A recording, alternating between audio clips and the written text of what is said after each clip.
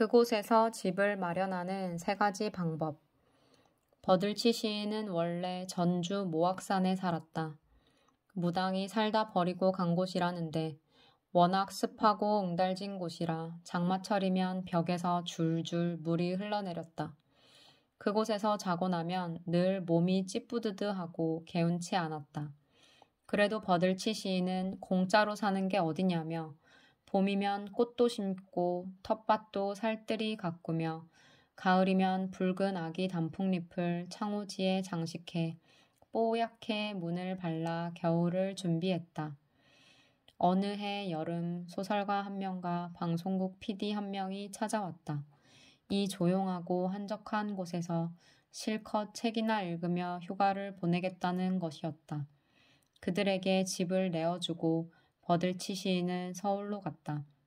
산골 집에서 무공해의 벌레 울음소리를 들으며 저녁을 잘 해먹은 것까지는 좋았다. 이곳이 천국이여. 도시는 정말 싫다니께. 그라제. 이 신선한 저녁 공기라니. 그런데 문제는 어둠이었다. 서서히 어둠이 내리기 시작하자 두 사람은 무언가가 스멀스멀 그들을 덮치고 있는 느낌이 들었다.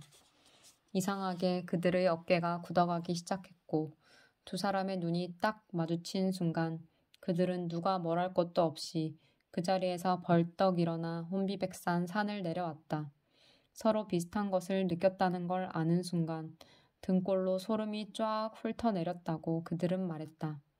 나중에 이 말을 들은 버들치 시인은 고개를 갸웃하더니 말했다. 그려?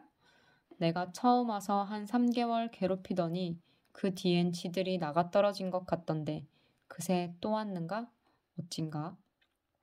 여기서 지들이라 함은 내 생각엔 아마도 귀신이 아닌가 싶은데 어쨌든 한 번은 버들치 시인이 친구를 따라 점을 보러 간 적이 있는데 그가 들어서자 갑자기 신들린 점쟁이가 뒤로 벌렁 나자빠졌다가 일어났다고 했다. 그런 곳에 처음 간 시인이 놀라자 점쟁이가 말했다. 거봐, 명산대찰 다 찾아다녀봤자 소용없다니께. 왜 이제야 왔어? 우리게 큰 어른 되실 분이. 예쁘게 생긴 시인에게 어떻게 그런 면이 있어 그 무서운 귀신들을 물리쳤을까 하고 나는 그 후로도 오랫동안 생각하곤 했다. 그런데 시인은 드디어 그 집에서 쫓겨난다. 귀신들보다 독한 사람들 때문이었다. 새만금 살리기 운동에 참여해 글도 발표하고 집회에 참여한 시인의 집에 불을 확 싸지르겠다는 협박 전화가 밀려들기 시작했던 것이다. 험한 말은 입에 담지도 듣지도 못하는 장애인 아닌 장애인으로 태어난 버들치 시인은 그때부터 인간의 입에서 나오는 독화살을 맞고 시름시름 앓기 시작한다. 정말로 누군가 불을 싸지를까봐 겁에 질린 시인이 바싹바싹 말라가는 것을 보고 지인들 4-5명이 술을 냈다. 햇살 좋은 지리산 자락에 공짜로 살 빈집이 났으니 이사를 오라는 것이었다. 실은 지인들이 출염을 해서 빈집을 하나 사들였지만 시인에게는 알리지 않았다. 남에게 폐가 된다면 오지 않을 게 뻔했기 때문이었다. 시인은 이삿짐을 풀기도 전에 집 한편에 텃밭을 일구고 배추, 무, 고추, 시금치의 씨앗을 뿌렸다. 집 옆 개울가에는 애기 수령과 노랑 어린 년, 모악산에서 가져온 복수초, 얼레지, 노루기, 하늘 메발톱, 투구꽃을 심었다. 그리고 언제나처럼 그들에게 속삭였다. 여기가 낯설지? 그래도 잘 살 거야. 우리 잘 살자. 동화를 써요, 동화를. 내가 놀리면 시인은 씩 웃으며 햇살 좋은 텐마루에 앉아 생밤을 깎아주었다. 어떤 봄날에 그의 집에 찾아가니 그는 나무 밑에 퇴비를 주고 있었다. 듣는 데서 이런 말 하는 것은 미안하다마는 똑같이 내가 해주는데 얘는 작년에 20개나 만들고 너는 3개만 만들었잖아. 올해는 좀 더 잘하도록 해라잉. 두 그루 사과나무에게 하는 말이었다.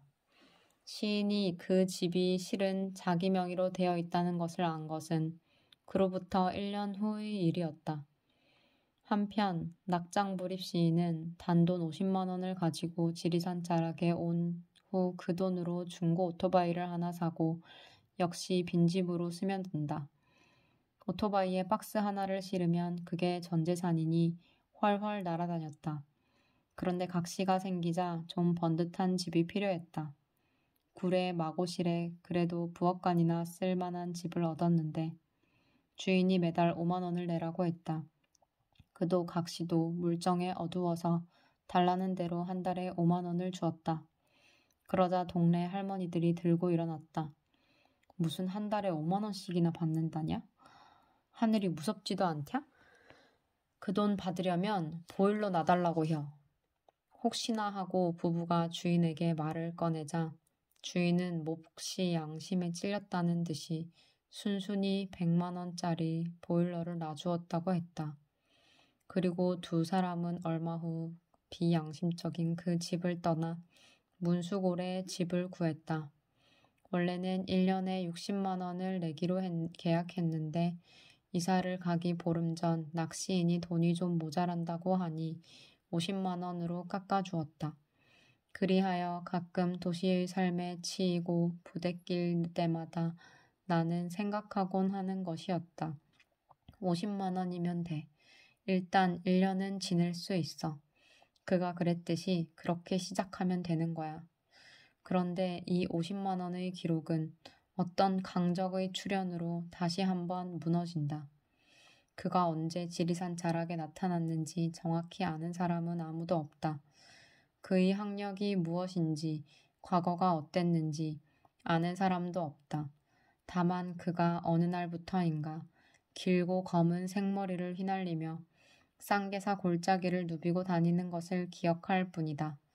우리는 그를 최도사라고 쓰고 도사형이라고 불렀다. 여기 오기 전엔 뭐 했어? 내가 물으면 살인하고 강간 빼고 다 해봤지.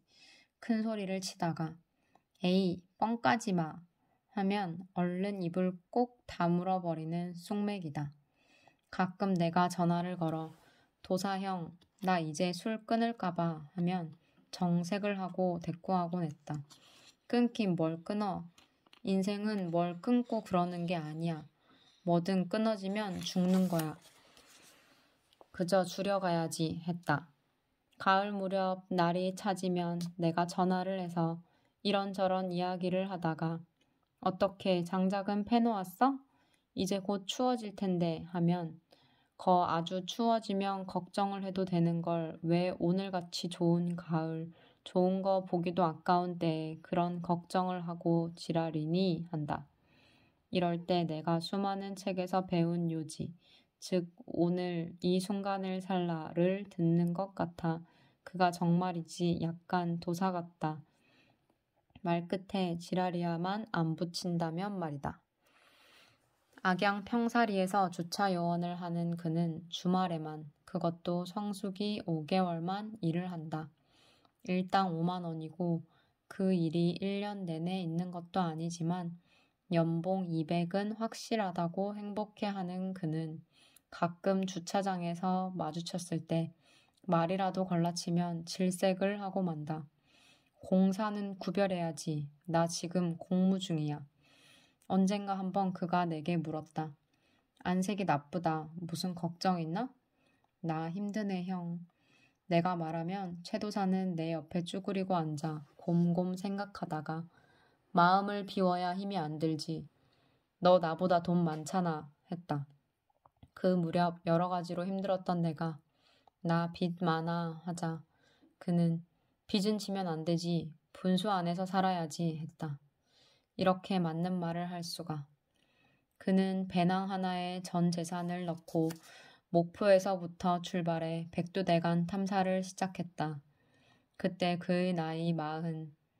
하던 일을 접고 모든 것을 배낭 하나에 넣을 때까지의 일에 대해 그는 입을 다물었다. 목포와 해남 진도를 거쳐 광양을 들른 그는 우선 그는 최치원 선생이 귀를 씻었다는 세이암 근처에 텐트를 쳤다. 그런데 하필 그날 밤새 비가 퍼부었다. 불어난 계곡물을 피해 한잠도 못 자고 길가에 서서 담배를 피우고 있는데 누군가 그를 잡아 끌었다. 추운데 자기 집에 가서 묵어도 좋다는 것이었다. 고마웠다. 그런데 그는 주정뱅이였고 아침마다 술병으로 앓았다. 주정은 힘겨웠지만 앓는 그를 두고 떠날 수가 없어서 그는 그 겨울을 거기서 그를 간호했다. 겨우내 그렇게 간병인이 아닌 간병인으로 지내고 봄이 오자 혼자 독립해서 그 동네의 다른 빈집으로 들어간다. 장가는 왜 안 갔어? 하고 물으면 돈 벌기 싫어서 라고 단호하게 말하는 그이지만 그렇다고 게으른 것은 아니어서 그는 그 빈집을 조금씩 손보기 시작했다. 낮에 해 긴데 놀면 뭐해. 살살 삽질하면 금방 연못 하나 만들고 화단도 만들어. 꽃이 참 예쁘지? 쓰러져 가던 빈집은 그의 손길을 받자 금방 살아나기 시작했다. 그러고 보니 우리가 보기에 행복하다고 하는 사람들은 가만히 있는 사람들이 아니다. 그들은 무언가를 한다. 산을 오르고 요리를 하고 사막을 횡단하고 전기기구를 발명하고 있다. 참 이상하다. 그 역시 그렇게 늘 무언가를 만들고 가꾸곤 한다. 그가 깎은 솥대는 얼마나 아름다운지. 그러자 어느 날 주인이라는 사람이 집을 비우라고 했다. 버리고 간 자기 집이 이렇게 좋은 곳인 줄 몰랐다며 별장으로 쓰겠다고 했다. 어차피 세상에 내 것이라곤 없는 법. 그러시죠 그럼. 그동안 고마웠습니다. 한마디 하고 그날로 그는 거기서 더 윗마을로 올라간다. 그리고는 다시 폐가에 들어가 그 집을 아름답게 꾸몄다. 전주로 나가 노가다를 뛰어 그 돈으로 자재를 사가지고 돌아와 집을 고쳤다. 동네 노인들이 물었다. 자네 누군가? 누구 허락받고 이 집에 들어와 사나? 그는 묵묵히 읍내로 나가 소주와 안주를 사왔다. 그리고 동네 정자에서 노인들께 술을 올렸다. 뭐 딱히 궁금했던 것도 아니었으니 심심하던 노인들은 순순히 그를 받아주었다. 그러자 이번에는 젊은이들이 그에게 시비를 걸어왔다. 그는 도사다운 무술솜씨로 그들과 맞짱을 떴고 그의 주먹 세례를 맞고 여기저기 뻗어있는 그들을 일으켜 세워 다시 술을 샀다. 그러던 어느 날 주인이 나타났다. 서울 아들네로 올라간 할머니였다. 할머니는 집을 둘러본 후 그 집 텐마루에 앉았다. 며칠 전 누가 전화를 걸어 1년에 30만 원을 낼 테니 이 집에 살고 싶다고 했네. 주인 할머니는 그의 기색을 살폈다. 무일푼인 그는 가만히 있었다. 그런데 내가 막상 여기 와보니 자네가 이 집을 얼마나 아끼는지 알 수 있었네. 그냥 살게. 3칸짜리 그의 집에는 없는 게 없다. 거실, 침실, 그리고 사랑방에 연못과 정자까지. 그는 오늘도 그가 담근 산 복숭아 술을 우리에게 내놓고 취기가 오르면 먼 곳을 바라보며 말하곤 한다. 벽소령 넘어 백두대간을 탄다고 여기 온 지가 벌써 10년이야. 돈 없이 살 때는 정말 아무것도 필요 없었는데 요즘 1년에 돈 100이라도 생기니 왜 이렇게 필요한 게 많은지 몰라. 언제 다시 다 버리고 빈손으로 벽소령을 넘어야 하는데, 꼭 넘어야 하는데.